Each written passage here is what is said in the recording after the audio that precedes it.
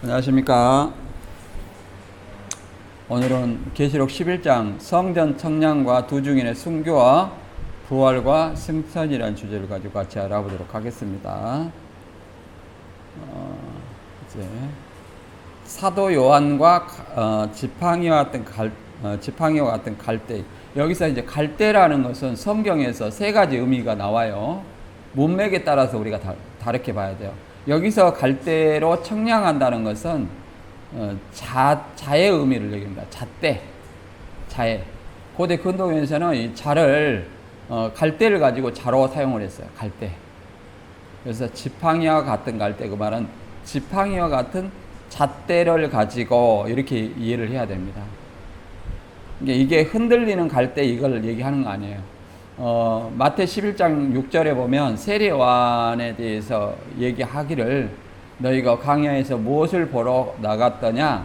바람에 흔들리는 갈대냐? 이렇게 의문문을 표하는 거죠. 세례요한이 갈대라는 것이 아니라 광야에 있는 갈대가 아니라는 얘기죠.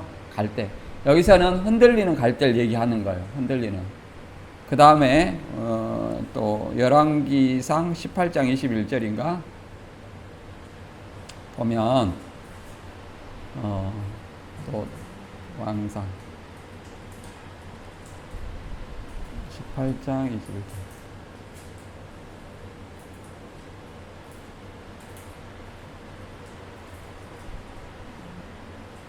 열왕기하 18장 21절 열왕기하입니다. 열왕기하 18장 21절 보면 이제 내가 저 상한 갈대 지팡이 애굽을 의뢰하는도다. 사람이 그것을 의지하면 그 손에 찔려 들어갈지라. 애굽왕 바로는 이와 무릇 의지하는 자의 이와 같으리라.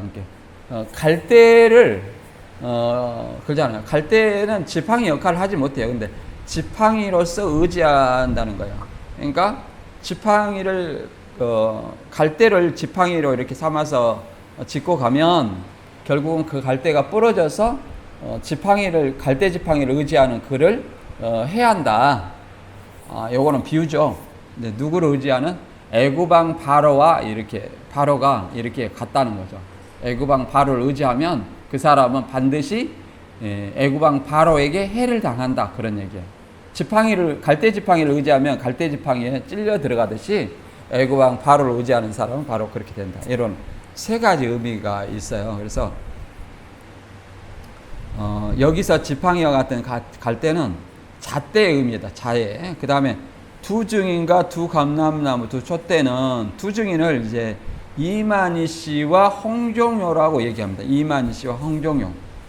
이만희 씨와 홍종요라고 얘기하는데 여기서 우리가 계시록 10장에서 사도 요한을 우리가 이렇게 이해를 해야 돼요. 에스겔에 책 받아먹고 교주들이 그러거든요. 꼭 책 받아먹은 사도 요한을 사칭을 해요. 에스겔의 인자야 너는 이것을 받고 이 두루마리를 받아먹고 이스라엘 족속에 가서 외치라. 이렇게 2장 8절 이하 3장에 이렇게 나와 있어요. 에스겔에. 여기서 에스겔을 인자로 표현하는 것은 인자는 누구를 상징하는 인물입니까? 예수님을 얘기하는 거죠. 그러나 여기 사도 요한을 인자라 하지 않았어요. 뭐라고 그랬습니까? 종이라고 얘기했어요. 천사가 종이라고 얘기했단 말이에요.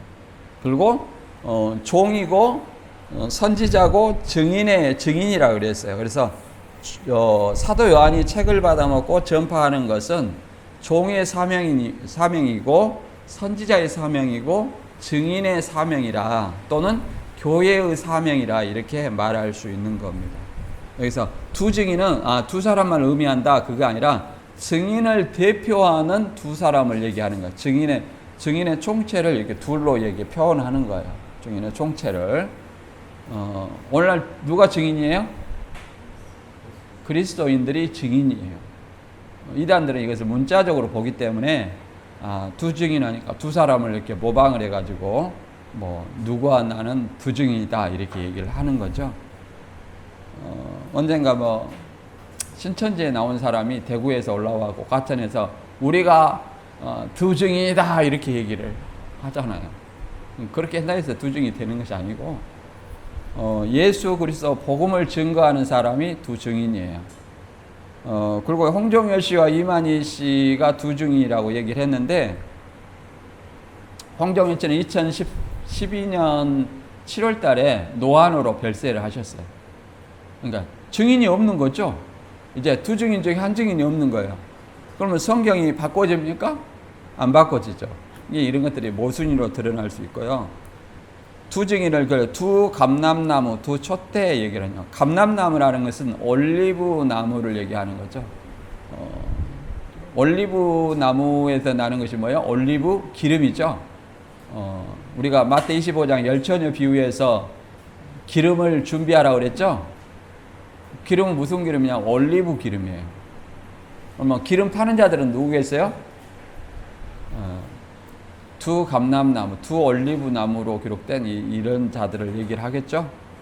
그 다음에 이방인의 42달과 성전을 청량하는 후에, 성전과 제단을 청량한 후에, 그 다음에 이방인에게 거룩한 곳을 42달 동안 이렇게 내줬다, 이렇게 얘기합니다. 그리고 두 증인에게 1260일을 예언하는 권세를 줬어요.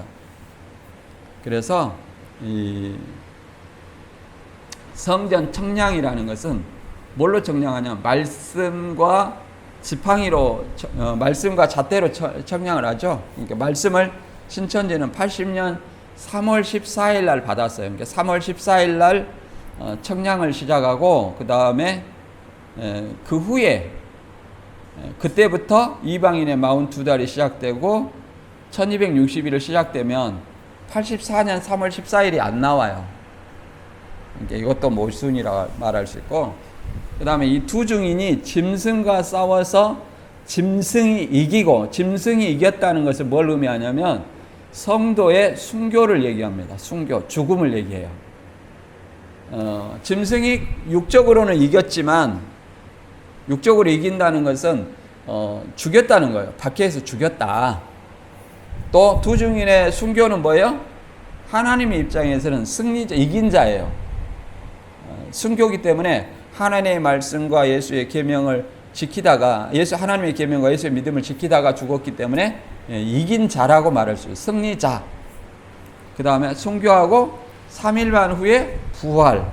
그 다음에 승천하는 모습을 보여준 것은 예수님의 십자가의 죽음과 부활, 승천을 이렇게 따라가는 듯한 모습을 보여주는 것은, 누구든지 예수를 믿다가 죽으면 그 하늘 성소에 올라간다는 것을 보여주는 겁니다. 보여주는 거예요. 이런 내용이 계시록 11장에 있는 거예요. 우리가 여기 이제 다시 한번 읽어볼까요? 1절부터 시작. 또 내게 지팡이 같은 갈대를 주며 말하기를, 일어나서 하나님의 성전과 제단과 그 안에서 경배하는 자들을 청량하되 성전 방마당은 청량하지 말고 그냥 두라. 이것을 이방인에게 주었은즉 저희가 거룩한 성을 42달 동안 짓밟으리라. 내가 나의 두 증인에게 권세를 주리니 저희가 굵은 베옷을 입고 1260일을 예언하리라. 이는 이 땅에 주 앞에 섰는 두 감람나무와 두 촛대니 만일 누구든지 저희를 해하고자 한즉 저희 입에서 불이 나서 그 원수를 소멸할지니 누구든지 해하려 하면 반드시 이와 같이 죽임을 당하리라. 저희가 권세를 가지고 하늘 닫아 그 예언한 날 동안 비 오지 못하게 하고, 또 권세를 가지고 물을 변하여 피되게 하고, 아무 때든지 원하는 대로 여러 가지 재앙으로 땅을 치리로다.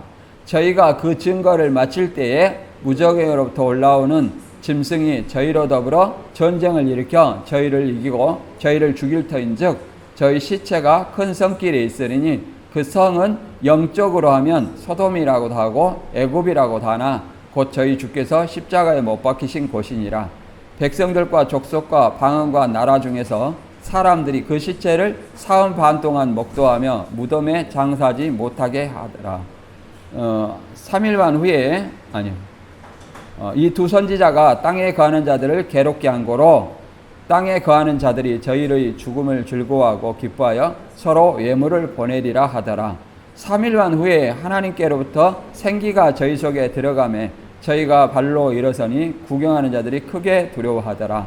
하늘로부터 큰 음성이 있어 이리로 올라오라 함을 저희가 듣고 구름을 타고 하늘로 올라가니 저희 원수들도 구경하더라. 그 시에 큰 지진이 나서 성 10분의 1이 무너지고 지진에 죽은 사람이 7천이라. 그 남은 자들이 두려워하여 영광을 하늘의 하나님께 돌리더라. 아멘. 그래요? 아유, 죄송합니다. 예, 말씀 안 하셨어요.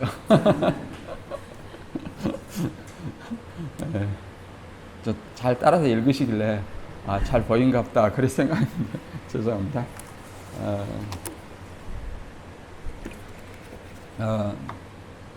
자, 복습을 한번 해보면 계시록 4장에서 이제 하나님 성령에 감동해가지고 하늘로 올라갔죠. 예수님의 음성을 예수님의 나팔소리라고 그랬어요. 예수님의 음성을. 그래서 하늘로 올라갔는데 이것을 세대주의는 휴거라고 얘기를 합니다. 분명히 말씀드리지만 휴거는 우리 몸의 변화예요. 마지막 나팔소리에 우리 몸의 변화. 근데 성령의 감동하고는 같아야 달라요. 성령의 감동하면 우리 몸에 변화가 있어요, 없어요? 없죠. 그러니까 분명히 다른 거예요. 그건 휴거라고 말할 수 없어요. 그래서 우리가 세대주의를 이단이라 하는 것은 이중 강림을 얘기하기 때문에요. 계시록 4장의 성령 강림을 공중 강림, 휴거 이렇게 얘기하고 강림이 한 번 있죠. 그다음에 계시록 19장에서 또 지상 강림이 있다는 거예요. 어디로 강림하냐면 예루살렘 그 앞에 감람산으로 강림한다는 거예요. 그래가지고 온 그 디아스포라 유대인들이 다 모인다는 거예요. 근데 신약에서는 예수님이 감람산으로 온다고 합니까? 아니면 온 지구촌에 온답니까? 온 지구촌에. 그래서 이게 잘못된 말이죠. 아무튼 예수님이 이제 성령의 감동해서 사도 요한이 성령의 감동해가지고 하늘의 보좌 구성을 받고 계시록 5장에 보좌에 앉으신 이의 오른손에서 이제 7인으로 봉한 두루마리를 취한 거예요. 이 두루마리를 개역 한글이나 개역에서는 작은 봉한 책이라고 이렇게 되어 있어요. 봉한 책. 그 다음에 6장에서는 이제 네 생물이 네 천사예요. 네 천사가 네 말들을 들어서 심판을 합니다. 땅 4분의 1을 심판해요.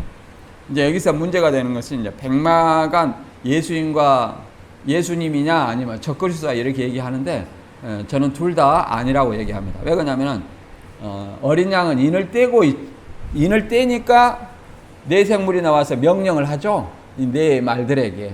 그러니까 적그리스도도 아니고 또 예수님도 아니고 뭐예요? 네 바람 또 천사들이라고 얘기를 할 수 있습니다. 천사들로 해서 심판하는 것을 얘기를 하는 거예요.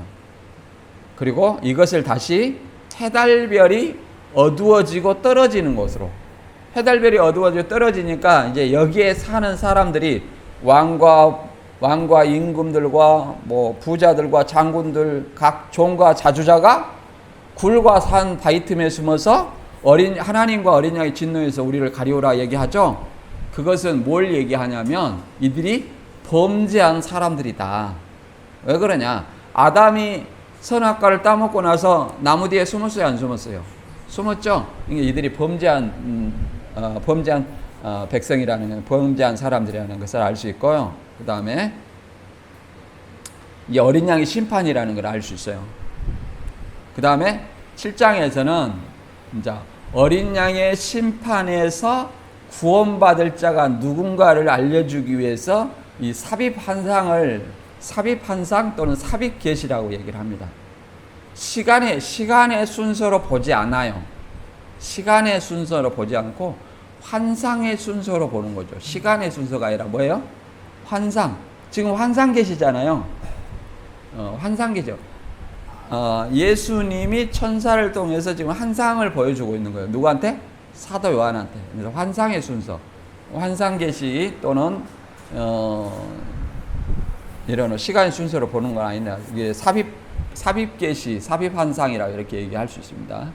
그래서 구원받을 자가 누구냐? 입맞은 14만 4천 그리스도인과 흰옷 입은 무리, 이거는 천상교회 성도다 이렇게 배웠죠. 이렇게 이해 안 가시면 얘기하세요. 질문.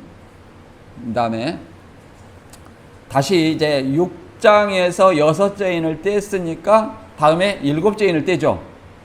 이제 7째 인이 바로 8장과 9장이에요. 일곱째 인 속에 뭐가 있냐면 일곱 나팔이 들어있어요. 무슨 말이 이해되죠? 일곱째 인 때니까 일곱 나팔이 나왔어요. 일곱 번째 나팔을 부니까 그 나팔, 일곱째 나팔 속에 뭐가 있냐면 또 대접이 들어있어요. 이렇게 그 점점 심판이 확대되어 가는 겁니다. 나팔로 인해서 이제 땅에 거하는 자들을 이제 3분의 1을 심판합니다. 4분의 1, 3분의 1 이렇게 심판하네요. 그래서 8장에서는 4개의 나팔을 불고 9장에서는 2개의 나팔을 불어서 6개의 나팔을 부읍니다. 이제 이것을 신천지에서는 인 떼는 거나 나팔 부는 거나 다 좋은 거야, 안 좋은 거야? 심판이니까. 안 좋은 거죠? 그러니까 다 장막성전의 심판이다. 이렇게 어거지로 얘기하는 겁니다. 그러나 땅에 거하는 자들을 심판한다. 그 말은 불신자이고 더 나아가서 박해하는 자를 심판하는 것을 얘기를 하는 겁니다. 그 다음에 이제 6째 나팔부터 7째 나팔까지 또 뭐가 들어가 있어요? 삽입환상, 삽입계시가 들어가 있죠. 10장과 11장 14절까지 있어요. 이거는 이 종의 사명과 이제 증인의 사명, 두 증인의 성전 청량과 두 증인의 죽음과 부활, 승천에 대해서 나와 있고, 그 다음에 7째 나팔이 나와 있어요. 이제 6째 나팔과 7째 나팔 사이에 그 다음에 이 삽입 환상 삽입계시가 들어가 있고, 그 다음에 7째 나팔 불고 나서 7째 나팔 안에 뭐가 있냐면 7대접이 되어 있어요. 7대접은 또 이제 15장에 있어요. 그러면 12장부터 14장까지가 또 심판과 구원에 관한 또 삽입환상이 들어있어요. 삽입환상 여기 들어있으니까 이렇게 아시고 꾸준히 들으시면 계시록의 흐름을 알 수 있습니다. 이것을 이제 오늘 그 삽입환상 중에 10장 다음에 11장 두 증인의 죽음과 부활, 성전 청량과 두 증인의 죽음과 부활, 승천에 대해서 오늘 설명하는 내용이죠. 그리고 7째 나팔은 이렇게 사람이라고 합니다. 천사가 누구를 들어서 역사해요? 육을 들어서 영은 육을 들어서 역사한다. 이 공식이 있어요, 신천지는. 그러니까 천사가 나팔을 불죠. 그럼 천사는 영이요. 나팔은 뭐예요, 그러면? 육체다. 이렇게 얘기하는 거예요. 그리고 7사람이 이렇게 있는 거예요. 7번째 나팔. 이렇게 있는 거예요. 그래서, 근데 7번째 나팔을 이렇게 부는데, 지금 이 문옥순 씨가 7번째 나팔이라는 거예요. 문옥순 씨가 신천지 지금 죽었는지 살았는지 모르고, 나갔는지도 모르는 상황이에요. 첫 장막성전 출신이에요. 근데 이 6째 나팔이 뭐냐면 연월일시에 사람 3분의 1을 죽이기로 예비한 자들이라 그랬어요. 그럼 연월일시라는 것은 신천지에서는 뭐라고 그래요?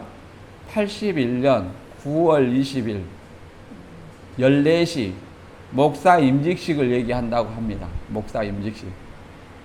그러면 6째 나팔 다음에 7째 나팔 이렇게 사이에 뭐가 있어요? 10장이죠. 이게 시간의 순서로 보잖아요, 신천지는.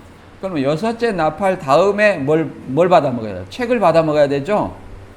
이렇게 책을 받아 먹어야 돼요. 책을 받아 먹어야 되는데, 자, 계시록 5장의 책이 언제 봉해졌냐면, 80년 9월에 이렇게 봉해졌다는 거예요. 80년 9월에. 그러면 9월에 봉해졌으니까 아무튼 6째 나팔이 81년 9월 14일이라면 책 받아 먹은 때는 적어도 80년 9월이나 81년 9월 20일 이후에 받아 먹어야 되겠죠? 이전입니까? 이후입니까? 이후에 받아 먹어야 되죠. 그리고 인이 떨어진 것을 받아 먹어야 편호인 책이라 할 수 있겠죠? 근데 무슨 책을 받아 먹었냐면 80년 3월에 받아 먹었어요. 그러면 이미 인이 떨어졌어요? 안 떨어졌어요? 9월 달에 봉해졌어. 그러면 그 다음에 인이 떨어지죠. 6개 인이. 근데 3월 달에 받아먹었어요. 80년 3월에. 그럼 떨어졌어요? 안 떨어졌어요? 안 떨어졌어요. 안 떨어진 책을 받아먹었다. 그럼 무슨 책을 받아먹은 거예요? 봉안책을 받아먹어요. 그래서 이만희 씨가 성경을 몰라요. 그 다음에 여기 이제 저 지팡이 같은 갈 때 여기 요거 했죠? 제가 이걸 저 정정을 해드렸죠. 제가 그 계시록 강해해 놓은 것을 보니까 여기 이 성전과 제단을 지상의 성전과 제단이 있고 하늘의 성전과 제단이 있죠. 근데 이게 지상으로 봤어요. 근데 이 뒤에 저도 계속 공부를 하잖아요. 때에 따른 양식은 아니고 제가 그 깨달은 바가 있어서 이게 맞겠다 싶어가지고 다시 얘기를 하는 겁니다. 둘 다 신학자들의 견해인데 왜 그러냐면 여기는 청량에서 그러잖아요. 합당한 자라고 얘기하는 거예요. 그럼 여기는 방마당은 청량하지 말라. 왜 그러냐면 이것을 이방인에게 주었고 성정 방마당과 거룩한 성을 동일선상에 놓고 보는 거예요. 42달 동안 짓밟히라. 그러면 짓밟힐 수 있는 성전은 뭐예요? 계시록에서 이 지상교회예요. 그리고 육적인 성전이 있어요, 없어요? AD 70년에 육적인 성전은 무너졌잖아요. 그렇기 때문에 이것을 하늘의 성전과 제단으로 1절은 하늘의 성전과 제단, 2절은 지상의 교회 공동체로 이렇게 봅니다. 왜 그러냐면 오늘날의 성전은 누가 성전이에요? 지상에서는 성령을 받은 성도가 성전이라는 거예요. 이해되시죠? 그렇게 짓밟는다는 것은 이제 42달 동안 그 박해하는 거죠. 계시록 13장 5절 6절 보니까. 그 다음에 우리가 여기까지 했죠. 여기 보면 여기 그림을 보면 이렇게 돼 있죠. 유대인들은 철저히 계급사예요. 계급. 그래서 제가 여러분 성전 방마당이 어딘지 아셨어요? 저는 몰랐다니까요. 저는 몰라서 성전 제가 유튜브 쳐가지고 이렇게 그림 다 봤어요. 성전 그림. 성전 방마당에는 나온 그림이 없어요. 있으면 한번 찾아갖고 한번 저한테 보여주세요. 없더라니까. 근데 이방인의 뜰이 성전 방마당이었어요. 이방인의 뜰이. 여기 빨간색으로 해놨죠. 여기서 소나 양이나 비둘기를 성전에 이게 감람산에서 벌레는 그 매매를 했어요. 근데 이게 이 성전 이방인의 뜰로 가져온 거예요. 성전 방마 여기서 하고 여기까지가 이방인이 들어올 수 있는 한계예요. 유대교로 개정한 이방인을 얘기하겠죠. 유대교로 개정한. 그 다음에 여기가 여인의 뜰이라고 얘기할 수 있어요. 여기가 여인의 뜰. 여인의 뜰은 뭐예요? 예수 연복이가 있다고 그랬죠. 연복에. 그 다음에 유대인 여인은 여기까지만 들어가요. 그 다음에 이스라엘의 뜰이라는 것은 이스라엘 남자가 그 다음에 여기 들어가요. 남자가. 그 다음에 더 들어가는 사람들은 누구예요? 제사장의 뜰이 있어요. 제사장들이 이제 더 안쪽으로 들어가요. 더 안쪽으로 들어가고 여기가 뭐가 있어요? 성소와 지성소가 있죠. 성소가 이렇게 커요. 더 3분의 2, 지성소는 3분의 1 이렇게 있습니다. 여기 이렇게 이게 철저하니 계급사이고 예수님이 여기서 이제 설교하는 것은 성전 방마당, 여인의 뜰, 과부의 뭐 두렵던 헌금하시는 거 얘기하죠. 여기가 연복의 그 여인의 뜰에서 설교를 했어요. 예수님은 유대인 남자니까 여인의 뜰도 들어갈 수 있고 이스라엘 남자가 들어가 있는 이스라엘 뜰도 들어갈 수 있어요. 들어갈 수 없는 것은 제사장의 뜰은 못 들어가죠. 그 다음에 여기 성소와 지성소 첫 장막과 둘째 장막 이렇게 얘기합니다. 여기 가운데를 휘장이라고 얘기하죠. 휘장이라고 얘기하는데 이제 여기를 통해서 안쪽으로 들어가는데 예수님이 십자가로 이 휘장을 찢었다고 했죠. 누구든지 이제 예수님을 통해서 지성소로 하나님이 계신 곳으로 갈 수 있다는 것을 예표하는 겁니다. 그래서 예수님이 의지하지 않고는 하나님께 나을 수 없다 이렇게 얘기를 할 수 있죠. 그리고 이거를 한번 보면 몇 가지 했으니까 제가 간단히 금향을 들고 제단에 섰습니다. 여기 하나님 보좌 금제단이 있죠. 보좌 금제단에 드리려고. 제단 아래 또 누가 있어요? 순교자의 영혼이 기도를 하죠. 땅에 거하는 자들을 심판하여 우리 피를 신원하에 주지 아니하시기를 어느 때까지 하시렵니까? 이렇게 하죠. 이게 땅에 거하는 자들이라는 것은 사단에 소속된 자들을 얘기하는 거예요. 사단에 소속된 자들. 사단에 소속된 자들. 신천지는 장막성전이 땅에 거하는 자들이라고 얘기를 합니다. 장막성전.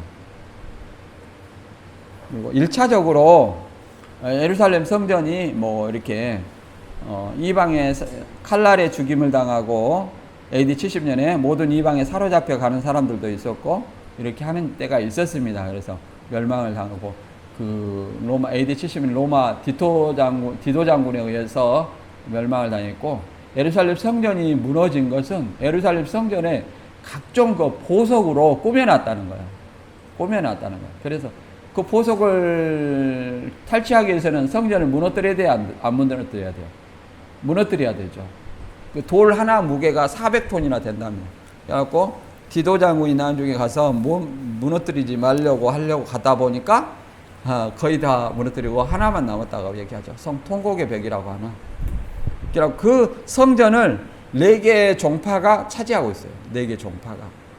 이것을 이제 세대주의는 삼성전이 회복되면 예수님이 온다 이렇게 하는데 절대 그럴 일은 없어요.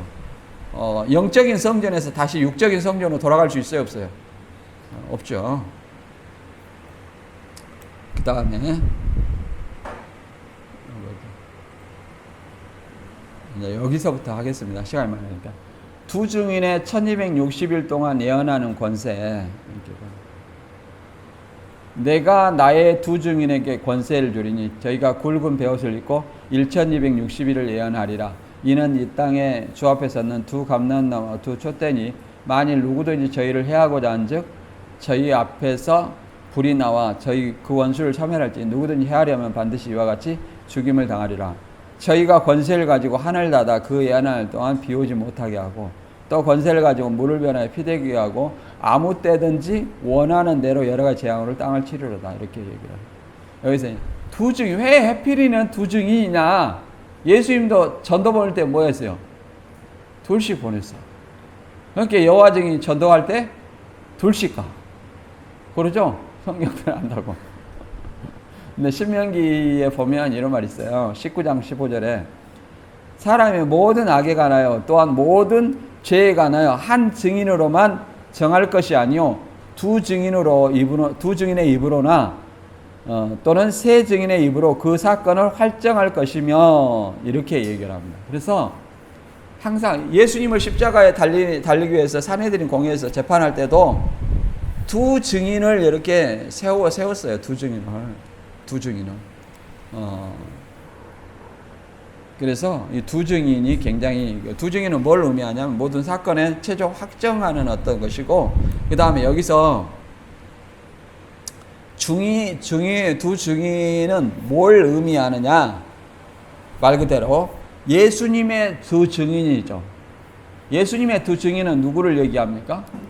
모든 성도들을 증인이라고 얘기를 합니다. 모든 성도들을 예수님의 증인이라고 얘기해요. 왜 그러냐면 누가복음 24장에도 나와 있지만 여기서 증인이라는 것은 1차적으로는 부활의 증인이에요. 십자가와 부활하신 것을 목격한 증인이에요.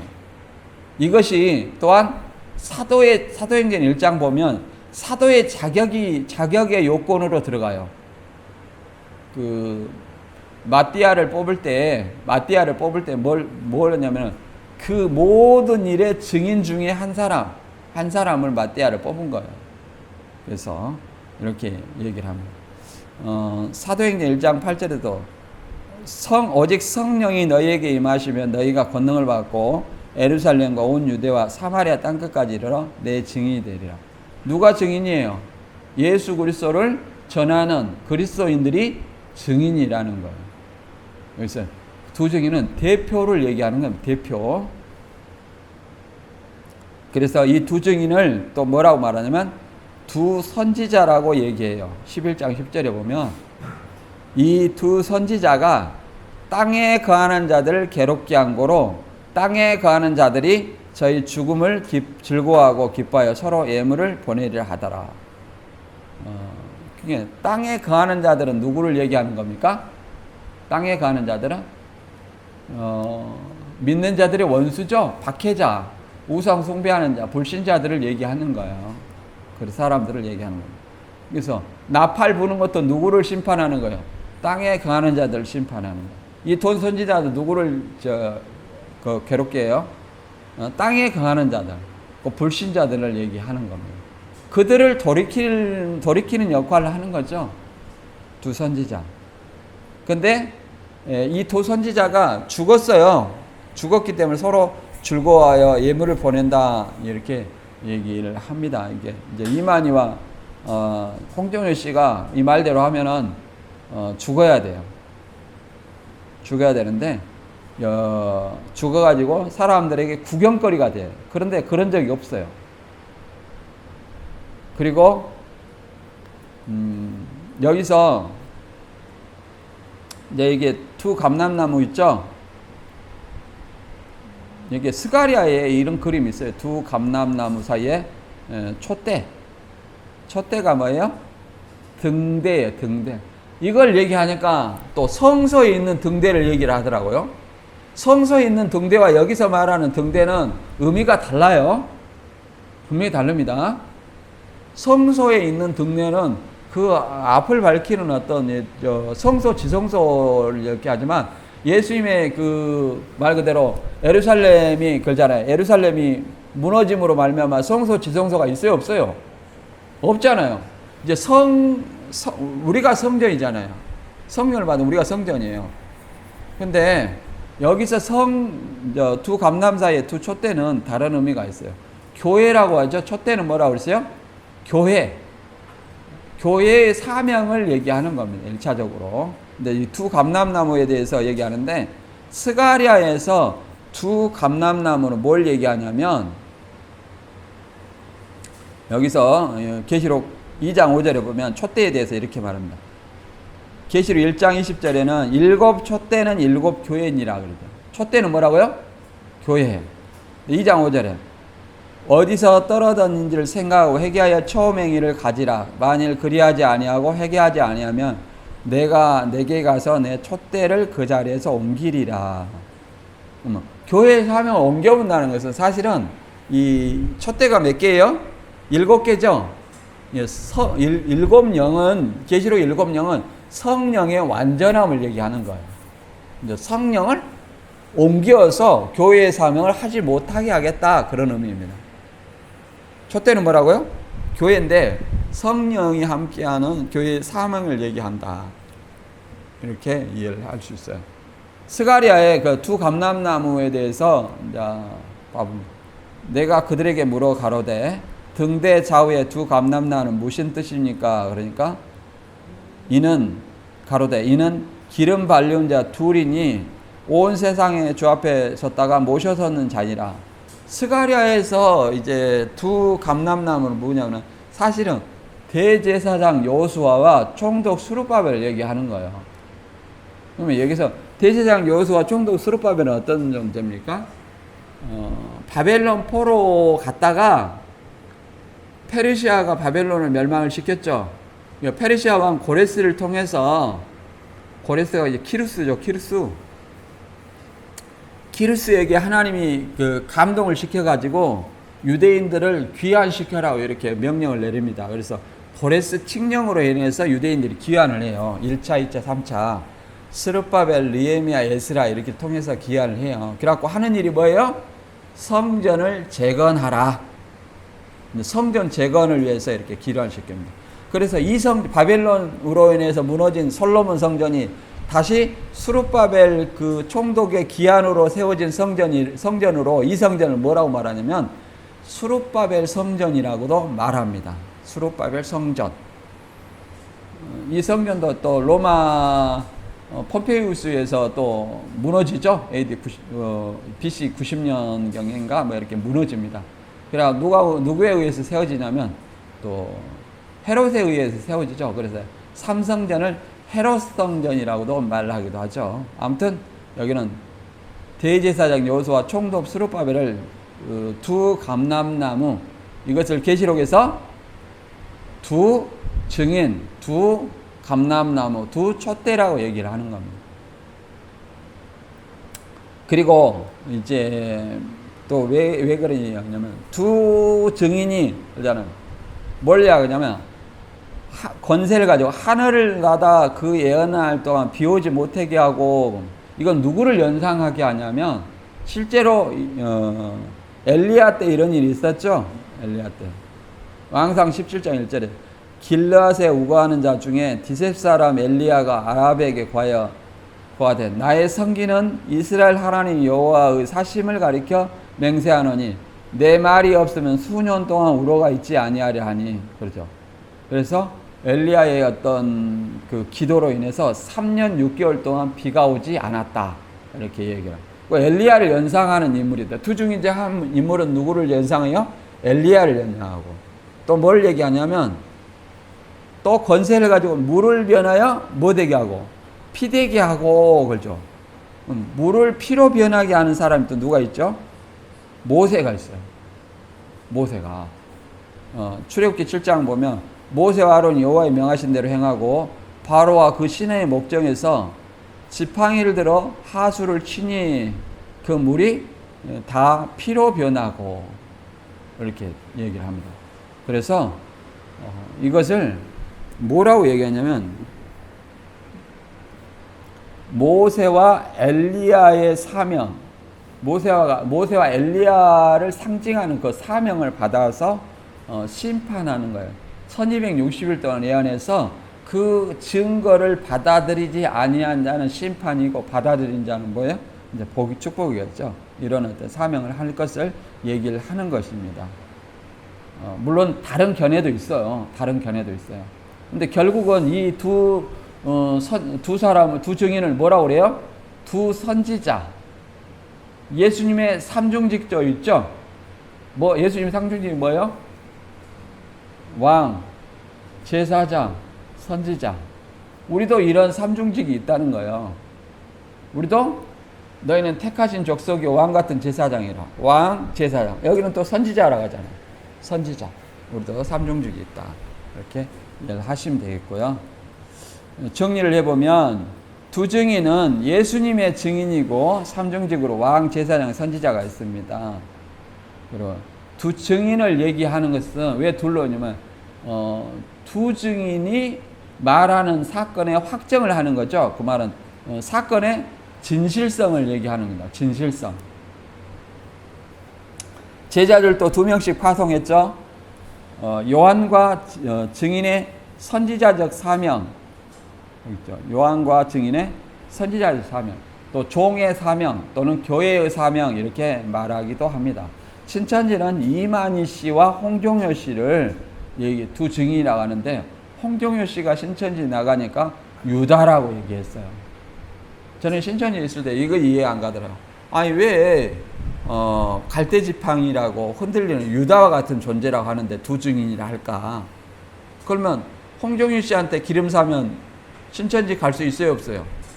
없잖아요. 왜 이렇게 얘기할까? 그것이 굉장히 의문이었는데 지금도 물어보면 그것에 대답을 못할 것 같아요. 그 다음에 이방인의 42달과 두 증인의 1261 그 시작 시점이 같아요.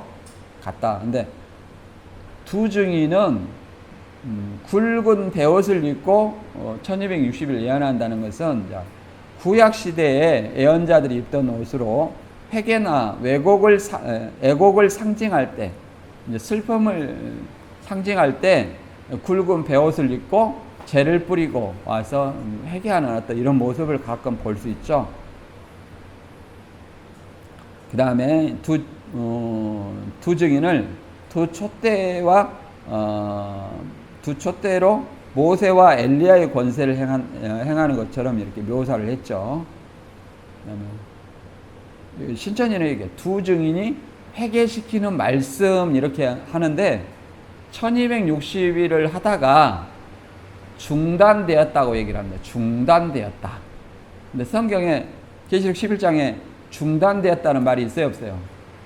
80년 12월 27일 날 유재열 명예훼손으로 감옥에 간 것을 그렇게 얘기를 하는 겁니다. 감옥에 간 것을 중단되었다 이렇게 얘기를 하는 거예요. 중단되었다. 논리에 맞지 않죠? 그 다음에 두 촛대는 교회를 얘기하는데 교회 사명이라 촛대는 교회 사명이라 있죠? 촛대는 몇 개가 있어요? 7개가 있죠. 7개. 그래서 7영을 상징해요. 7영이 일곱 영, 곧 성령이 함께하는 교회의 사명을 뭐라 그래요? 촛대라 한다.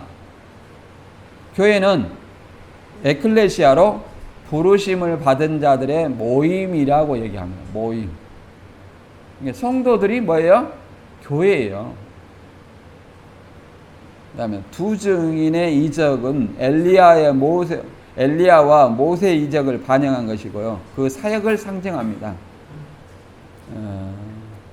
그러니까 어떤 이는 에녹과 엘리야라고도 얘기하기도 하고 그렇다고 얘기합니다. 예수님과 모세와 엘리야가 나타난 때가 언제요? 변화산에 있을 때 그렇죠? 예수님과 변화산에 내가 다시 올 때의 모습을 여기 섰는 자 중에 몇 사람을 볼 것이다 그러더니 산에 큰 산에 올라가 몸이 변화돼서 예수님이 모세와 엘리야를 더불어 말씀하시는 것이 보였는데 제자들이 여기 초막셋을 짓겠다 이런 말씀하셨죠. 그런 것처럼 모세와 엘리야 이렇게 상징합니다. 신천지는 이렇게 얘기합니다. 굵은 베옷은 두 증인이 죽은 행실을 회개시키는 말씀이다 이렇게 얘기합니다. 죽은 행실은 누구냐? 장막성전이 죽었다는 거예요. 두 증인의 예언과 때 성전을 청량하는 명이 난 후 이렇게 성전을 청량하라는 명이 난 후 청량은 뭐냐면 말씀과 지팡이로 청량을 하거든요. 이게 신천지는 말씀은 언제 받았냐? 80년 3월에 받았어요. 지팡이도 언제 받았냐? 80년 3월에 받았어요. 그러니까 청량을 80년 3월부터 이제 뭐 해야 돼요? 이방인의 42달이 있어야 되고 또 1260일이 있어야 돼요. 그런데 실상은 이방인의 42달이 언제부터요? 80년 9월 14일부터 있잖아요. 이게 시작점이 같아야 안 같아요? 안 같죠. 이렇게 얘기를 해볼 수 있습니다. 무적행의 짐승과 두 증인의 순교. 죽은 사람이 순교한 사람이 이렇게 올라가는 건 실제로 보이는 건 아니에요. 그걸 이렇게 예수님을 따라서 이렇게 가는 것처럼 예수님이 부활의 승천해서 가는 것처럼 보좌 우편으로 가는 것처럼 표현해 놓은 것 뿐이에요. 자, 보면 이렇게 7절부터 10절까지 읽어보면 이렇게 나와 있습니다.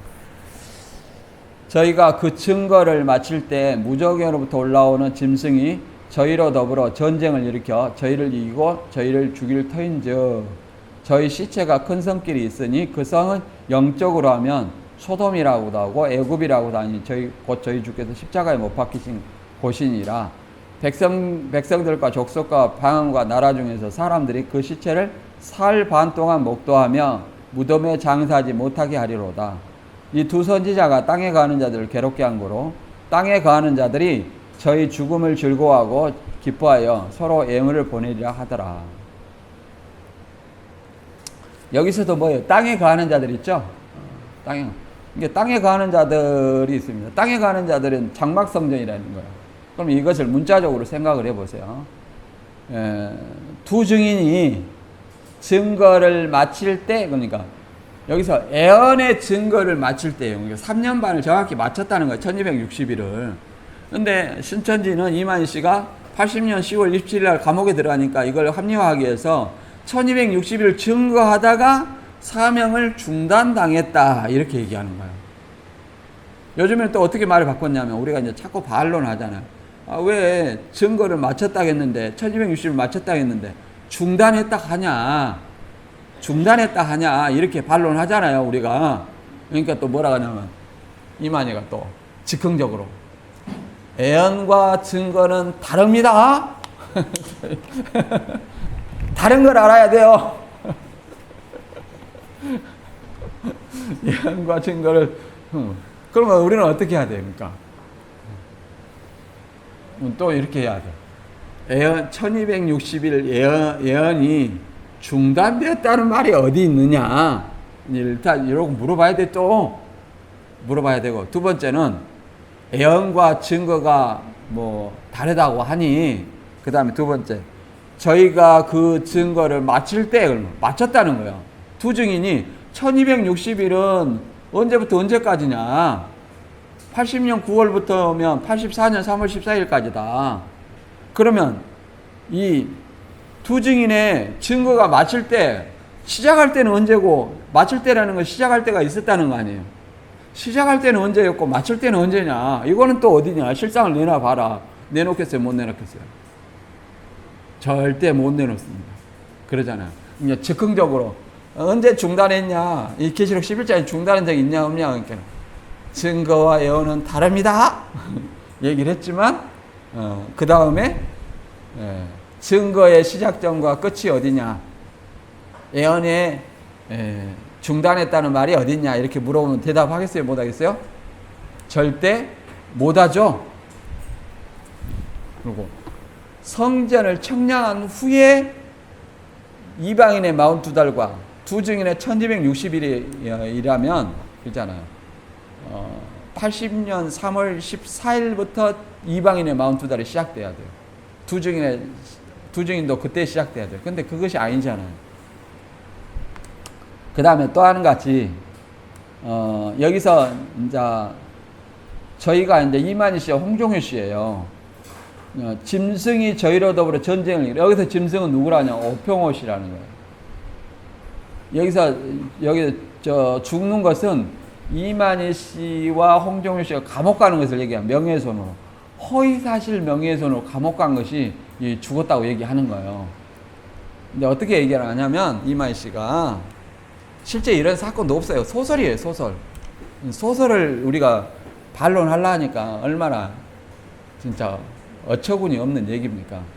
이만희 씨와 홍종효 씨가 유재열의 편지 사건으로 해서 명예훼손을 했다는 겁니다. 그래갖고 감옥을 갔어요. 네, 이게 그것을 이제 이만희 씨가 하는 말이 80년 편지 사건인데, 우리가 다방에 있을 때 오목사가 중부경찰서 오목사가 이렇게 중부경찰서 사람을 데리고 와갖고 이렇게 거기다가 가뒀다는 거예요. 오목사가 그 편지 사건인데 오목사가 가뒀다는 거예요. 자, 여기서 감옥은 유재열 씨한테 편지를 써가지고 명예훼손으로 감옥에 드는데 오목사가 왜 등장할 수 있어요? 명예훼손이 뭔지 아시죠? 제가 설명을 했죠, 몇 번. 명예훼손은 반의사 불벌죄로 피해 당사자가 고소를 해야만이 성립하는 죄입니다. 그럼 오목사의 명예를 훼손 안 했는데 오목사가 등장할 이유가 있어요, 없어요? 없어요. 근데 오목사가 또 경찰입니까? 경찰입니까? 그냥 아무것도 아니에요. 일반 목사예요, 그냥. 근데 왜 그러면 자기 감옥 가는 것에 오목사를 등장시키냐? 이 계시록 11장을 염두에 두고 하는 거예요. 오목사로 인해서 감옥에 갔다. 이렇게 말하려고. 그냥 계시록 실상을 만들어야 되잖아요. 그러니까 오목사를 여기 짐승으로 얘기하는 겁니다. 그러니까 싸워서 세상법에 의해서, 가이사법에 의해서, 세상법에 의해서 감옥 갔다. 이렇게 얘기하는 거죠. 이것도 논리에 맞지 않죠. 중단하다가 감옥을 가는 건 죽은 것이 아니라, 그죠? 마칠 때 죽었잖아요. 마칠 때, 언제 마칠 때 죽었냐? 이렇게 물어봐야 돼요. 언제 마칠 때 죽었냐? 저희를 이고 저희를 죽일진저. 그리고, 죽었다면 이제 구경을 해야 되죠? 왜 그러냐면, 그 성이 영적으로 하면 소돔이라고 애굽이라고 저희 십자가에 못 박힌 곳이다. 이것이 뭐냐면, 바벨론이 된 장막성전이라고, 이방에 침노된 장막성전이라고 얘기해요. 신천지에서. 장막성전에서 이만희를 사흘 반 동안 목도를 해야 되는데, 아니 감옥에 가 있는 사람을 장막성전 신도들이 어떻게 구경을 합니까? 할 수 있어요, 없어요? 없죠. 감옥에 있는 사람들, 면회 온 사람들은 구경할 수 있으나 구경할 수 없어요. 상식적으로 생각을 해보는 겁니다. 근데 이것도 3일반도 말이 많아요. 처음에는 마운뚜다라고 이방인의 마운뚜다로 같은 3일반이다 했었어요. 이것도 3일반을 3년 반이라고 얘기했어요. 왜 그러냐면 1일을 1년으로 환산해서 3일반이라고 얘기해요. 1일을 1년으로 환산하는 것은 뭐냐면은 제약을 1일 제약을 그 형벌의 기간을 이렇게 1일의 제약은 1년으로 환산하는 거예요. 예를 들어서 가나안 동안 40일 동안 정탐을 했죠. 가나안을 40일 동안 정탐을 했잖아요. 근데 그것을 하나님이 믿지 못한 죄잖아요.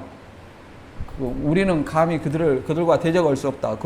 우리는 그들 앞에 그들의 밥이다 이렇게 우리 메뚜기 같은 존재다 이렇게 얘기했잖아요. 그러니까 이거 죄악이라는 거예요. 그래서 1일에 1년 환산해서 40일 탐지한 날수의 1일을 1년 환산해서 40년 동안 광야를 도는 거예요. 징벌이에요, 광야는. 그 다음에 에스겔에 또 4장 6절에 이런 말이 있어요. 예루살렘의 제약을 담당하되 1일에 1년으로 환산해서 제약을 담당해라. 이런 말이 있어요. 근데 여기서 또 논리에 맞지 않는 것은 1일에 1년으로 하면 맞지 않는 것이 두 증인이 제약을 진 적이 없어요. 제약이 아니잖아요. 그러면 문자적으로 3일 반 봐야 돼, 그냥. 그렇잖아요. 1일을 1년으로 이걸 또 3년 반, 전 3년 반, 후 3년 반 할 때 이걸 또 우리 개혁 측의 신학자들 중에 일부가 이걸 또 3년 반으로 본 사람이 있어요. 그래갖고 이방인의 전 3년 반, 여기에 또 여기 두 증인의 3년 반, 3일 반을 3년 반을 해갖고 7년 환란 이렇게 얘기한 데도 있어요. 그러나 여기는 1일을 1년으로 환산할 근거가 없어요. 1일을 1년으로 환산하는 것은 뭐 때문에 제약을 그렇게 1년으로 환산하는 거예요. 제약에 당한 일수를 1년으로 환산하는 거예요. 그러니까 여기는 제약을 짓지 않았잖아요. 그래서 최근에는 어떻게 이제 이만희 씨가 3년 반을 3일 반을 3년 반으로 해가지고 맞췄냐면 이만희 씨가 감옥 간 일수를 80년 10월 27일부터 81년 2월 2일까지를 100일로 봤어요. 100일을 1년.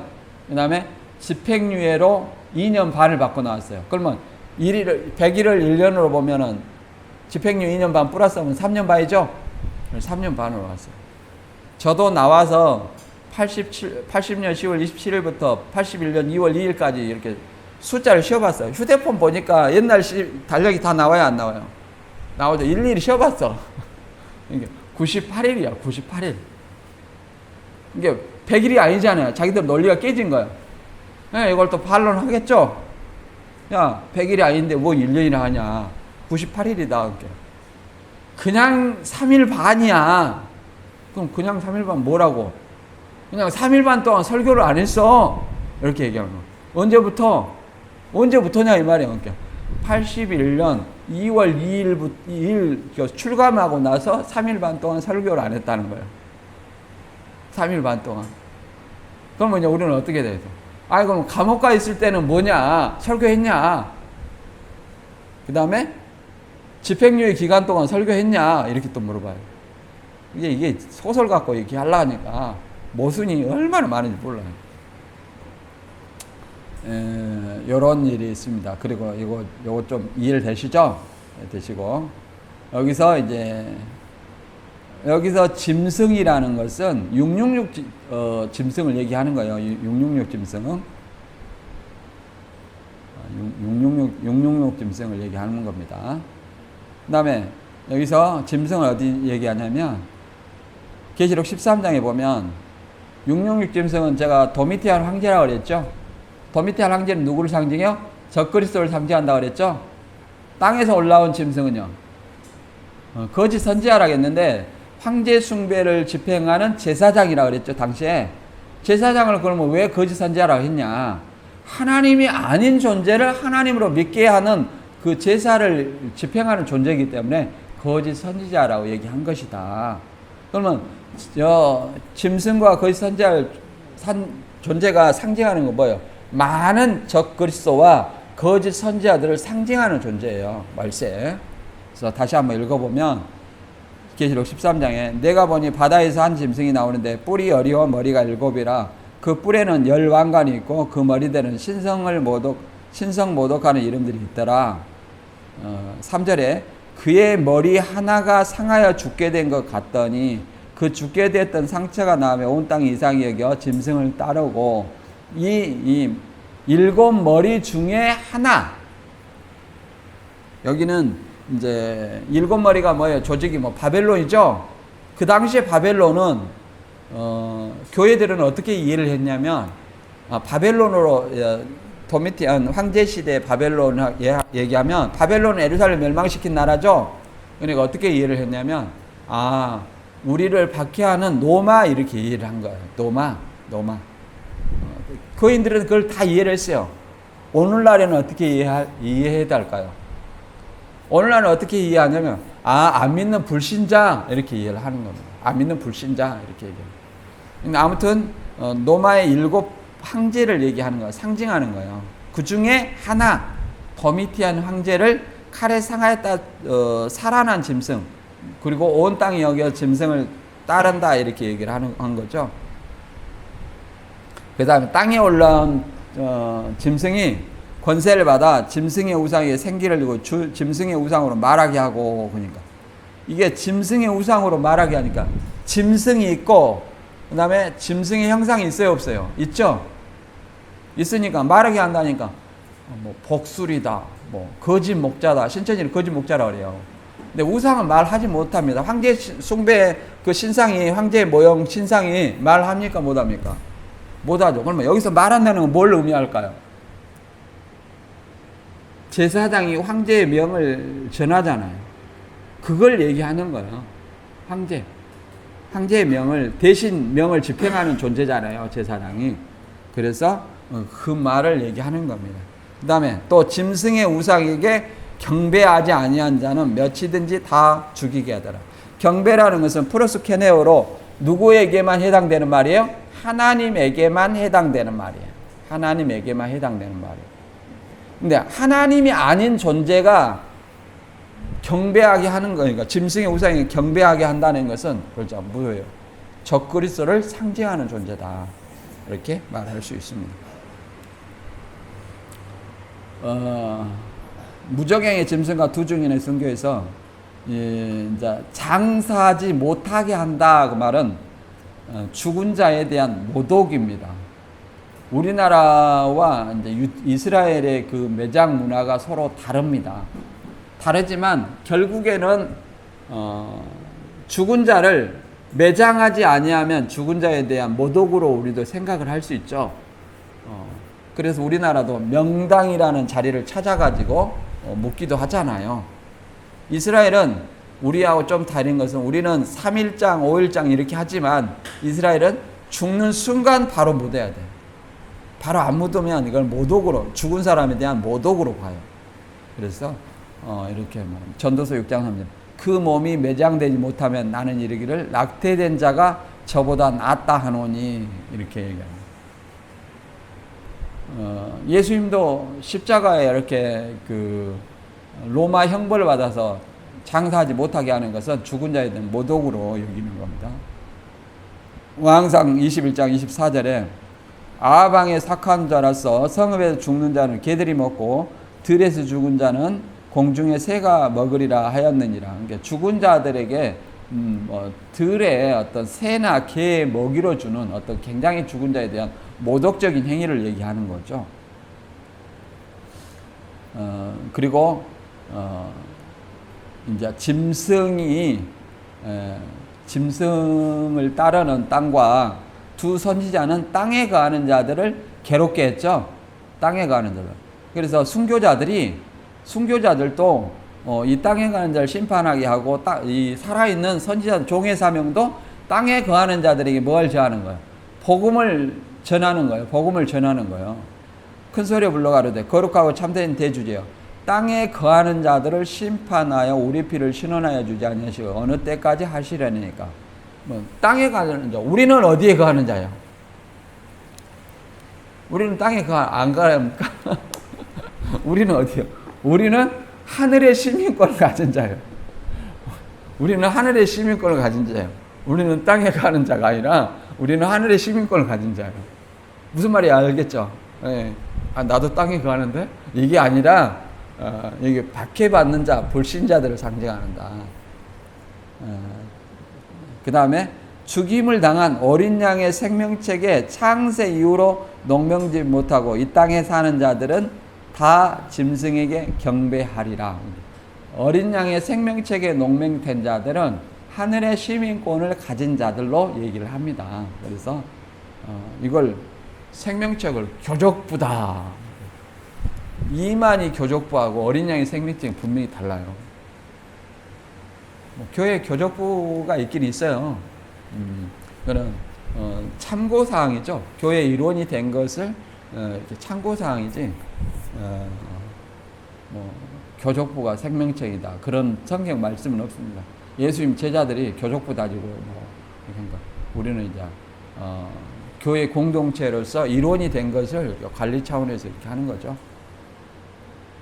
정리하면 증거를 마칠 때 증인들이 대적자들이 해하려는 시도에는 중단이 없이 예언의 복음을 완수한다. 예언의 복음 증거를 완수한다.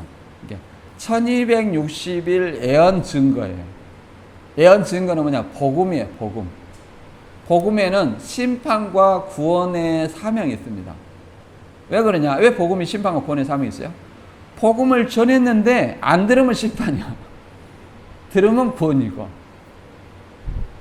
그 다음에 신천지는 80년 10월 27일 이만희 홍종효가 유재열 명예수로 감옥 간 것을 얘기합니다. 그래서 사명을 중단했다 이렇게 얘기를 하거든요.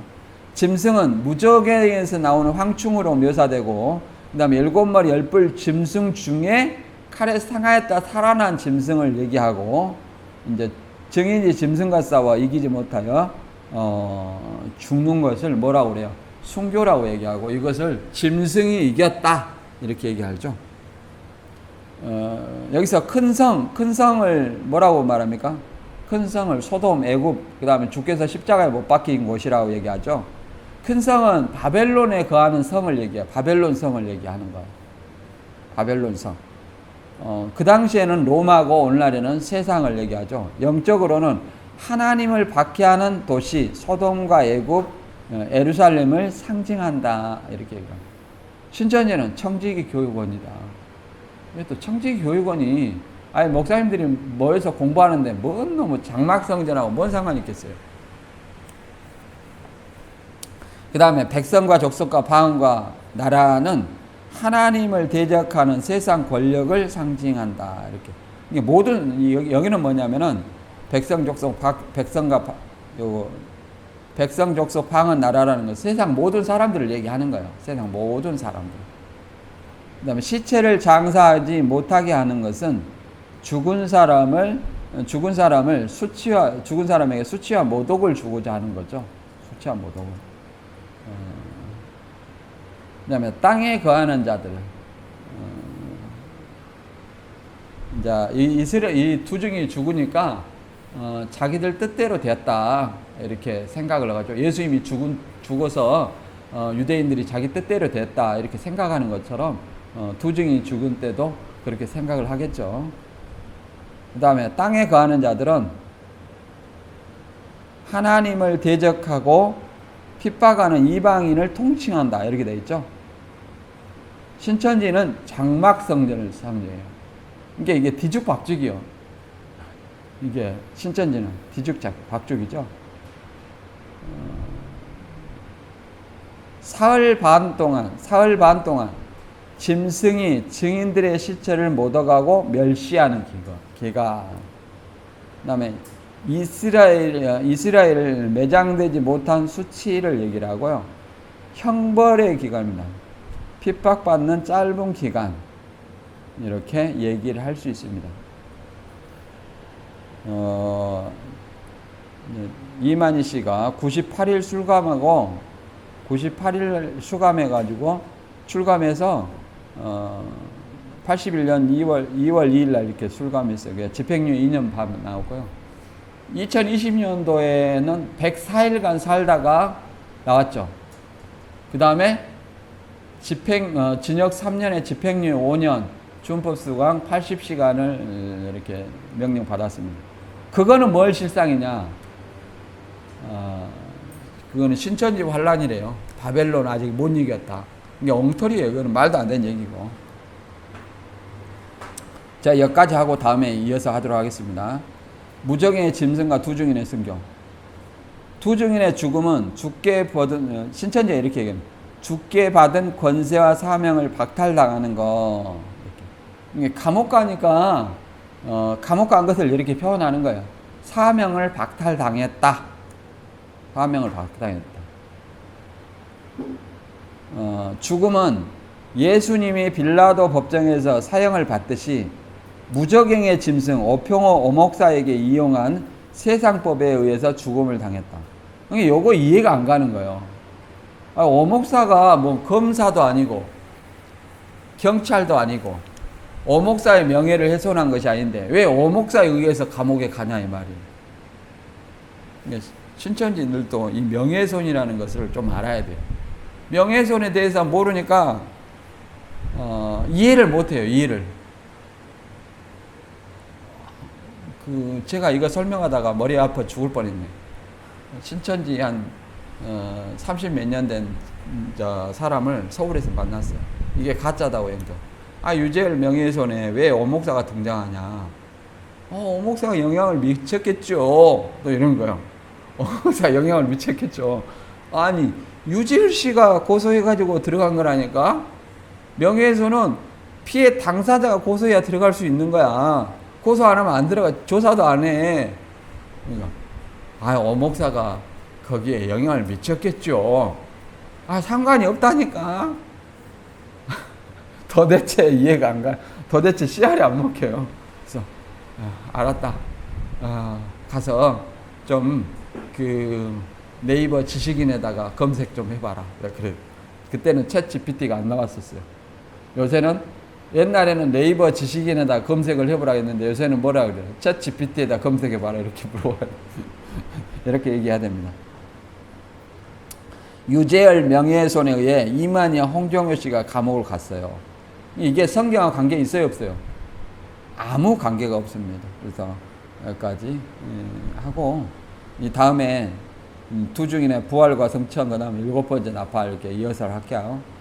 오늘 배운 말씀 중에 좀 이해가 안 간 거나 또 어려운 부분이 있으면 얘기를 해보시기 바랍니다. 이해 안 가는 부분이 있어요?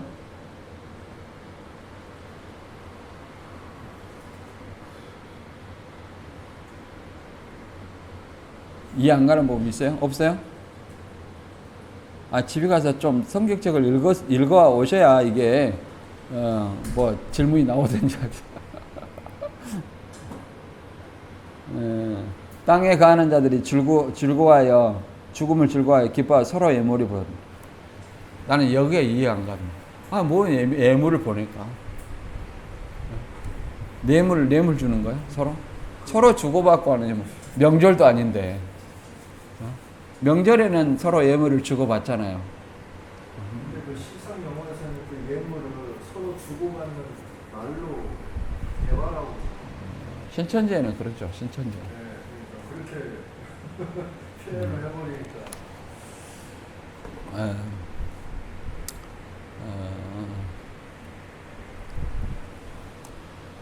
근데 그 두 증인이 그 영화에서는 그 홍정훈 씨하고 그 이만희 씨 두 사람이 두 증인이 되던데 그거를 그 영화를 통해서 그렇게 다 보여주니까는 그 보는 것만 가지고 또 그렇게 생각하는 사람들이 있으니까. 물어보죠. 이걸 봤냐, 들었냐, 확인해 봤냐 이렇게 보면 봤냐, 들었냐, 확인해 봤냐 이렇게. 그 영화가 실상이라고 그러더라고. 그 영화에서 보여준 소설. 실상이다. 소설. 와 봐보세요. 두 증인이 본문 말에도 많이 있잖아요. 두 증인이 사명을 중단해서 감옥에 갔어요. 그러면 원수들이 구경합니까? 땅에 거하는 자들이 서로 장막성들의 애물을 보내냐 이 말이에요. 구경하고 3일 반 동안. 언제 그런 일이 있었냐 이 말이에요. 없잖아요. 두 증인이 편지 써가지고 명예훼손으로 감옥 간다 했어요? 짐승과 싸워 이기고 짐승이 이겨서 죽었잖아요. 그 감옥 간 얘기는 없어요. 영화에. 그 자체가 없고 그 장막성장 가서 이사교회 가서 사람들한테 이렇게 거기 뭐 니골라난 유단이다라고 그 천주교 교육원 거기에 있는 뭐 목사들을 그러니까 비방이 아니고 그 사람들한테 거짓 목자라고 얘기하는데 그 상황에서 이제 맞았다는 거예요. 사람들한테 둘러싸여 맞았는데 그 맞아서 3일 동안 죽었다가 다시 영이 살아나고 육체가 살아났다. 그거를 3일간으로 얘기를 해요.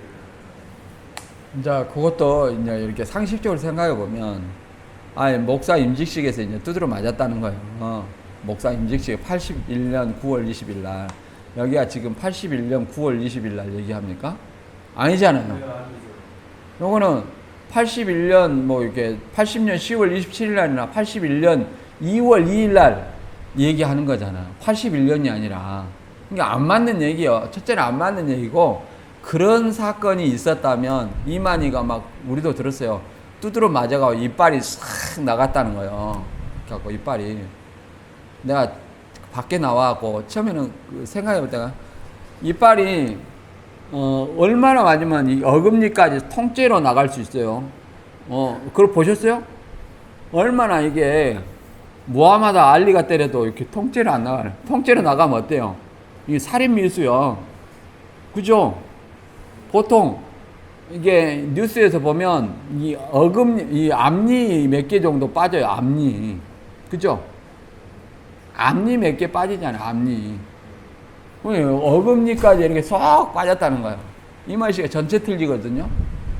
그게 있을 수 있느냐? 없어요. 한센병으로 빠진 거고, 수염 없고 눈썹 없고 이빨이 빠진 거 한센병 영향이고, 나도 검색해봐서 한센병이 뭔가 모세혈관 파괴드만, 응? 모세혈관 파괴. 라고 이게 빠진 거고, 그 다음에 실제로는 81년 9월 20일 날 목사 임직식 때 이만희 씨, 홍종효 씨, 김종택 씨 3명이 가가지고, 그것도 이만희 씨가 홍종효 씨가 가자겠다는 거. 우리가 구원자 노릇 하려면 여기 한번 구경 가야 되지 않겠느냐. 그래가지고 홍종효 씨는 밖에서 담배 피고 있고, 김종택 씨하고 이만희 씨가 그 예배를 참석했어요. 목사 임직식 예배는 아무나 참석할 수 있어요. 아무나 참석할 수 있어요. 교인들 참석하는 거 아니라 노예 행사기 때문에. 목사 임직식 가봤어요? 가보세요 한번. 한 번씩 가봐야 돼요. 그래야 뭐 목사 임직식 어떻게 했는지 알지. 저도 뭐 목사 임직 하기 전까지는 한 번도 안 가봤어요. 그러니까 뭐 전 교인이 모여갖고 뭐 어떻게 한다고 하니까 그런 줄 알았는데 전 교인이 오지도 않아. 목사 임직식은 목회자들의 행사예요. 노예 행사예요. 근데 이제 그거 갖고 김종택 씨하고 그거 앉아갖고 주보 하나 갖고 나온 거예요. 전부에. 만일 거기서 두드러 맞았다. 이만희 씨가 진짜 죽을 만큼 두드러 맞다. 그러면 이제 해볼 수 있는 질문이 뭐라고 하냐면 거기서 이제 네가 배도자다, 네가 멸망자다 해갖고 두드러 맞았다는 거예요. 그러면 이제 첫째, 이만희 씨가 고소의 달인인데 고소 안 했겠느냐? 안 했겠어요, 안 했어요. 그 다음에 치료받은 증거는 있느냐? 그잖아요. 그 죽을 뻔했잖아요. 이게 이빨이 다 털렸으니 그러잖아요.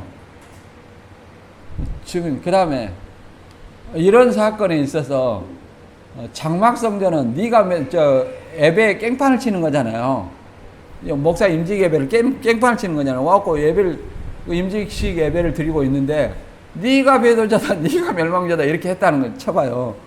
그러면 예배 방해죄에다가 건조물 침입죄가 된다니까요. 그러면 바로 뭘 불러요? 경찰 불러요. 그러면 그거 장막성 사람들은 바보였어요? 있잖아요. 상식적으로 있을 수가 없는 얘기야. 상식적으로 있을 수가 없는 얘기. 그럼 물어보세요. 아, 그럼 뭐 이게 다쳤으니까 뭐 이마희 총회장이 고소했습니까? 그 때린 사람들. 아, 예수님이 사랑으로 뭐 봐줬다. 그러면. 아, 그럼 병원에 치료받았으니까. 아니, 하나님의 능력으로 났다. 무슨 능력? 그러면 척추는 왜 못 나섰냐? 또 이렇게 얘기해요. 할 말이 많아요. 그리고 유재열 씨나 그 사람, 장막성 사람들은 거기 가만히 있었느냐? 그러잖아요. 예배방에 건조물 침입했는데 이게 가만히 있었냐 이 말이에요. 그 사람들을 경찰 불러야지. 무력으로 하는 때가 아니에요. 80년 되면 다 뭐예요? 경찰 부르는 거예요. 이게 논리에 안 맞는 거예요. 그래갖고 그러면 여기서 죽여가지고 병원에 안 가고 3일 반 동안 어디에 널려져 있었느냐? 그럼 교회 앞 앞마당에 방치 3일 반 동안? 네, 그 사람들이 그냥 다 지나가면서 그냥 욕하고. 그러니까 3일 반 동안 네, 밥도 안 먹고 네, 그냥 그는 누군가 거의 뭐 새로 만들어냈어 제가 볼 때. 새로 만들어낸 얘기야. 뻥.